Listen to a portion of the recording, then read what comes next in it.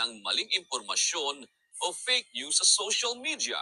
Ayon kay Philippine National Police Public Information Office Chief Police Colonel Randolph Tuanyo, isa-isa na anyang tinutukoy ng Anti-Cybercrime Group kung sino ang nag-post ng mga ito.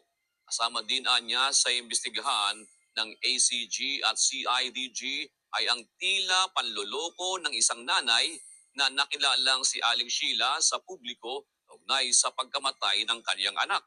Nakita si Aling Sheila sa larawan ng mga magulang ng mga biktima ng umano'y extrajudicial killings sa panahon ng Duterte administration. Ngunit nakilala si Aling Sheila ng kanyang kapitbahay at sinabing hindi mga pulis kundi mga adik ang pumatay sa anak nito noong 2024 at hindi noong panahon ni dating Pangulong Rodrigo Duterte.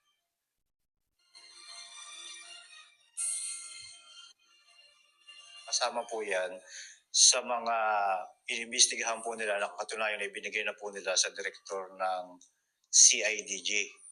Na sinasabi po nila, doon sa base doon sa report po sa nabilanggit ninyo, yung isang picture po doon na kumakalat ay insidente na nangyari nung last year lamang po. Na ang sinasabi, di umano, na yung biktima ay pinatay ng kapwa adik po yata. Yun po yung report. Lahat po yan, kasama po sa report na nilalaman po na isusumiti ni Director ACG kay Director CIDG for his appropriate action, sir. So may tendency ba may kaharapin yung mga yung nanay ko mismo nung may hawak na lapar ng picture frame ng anak niya na namatay na.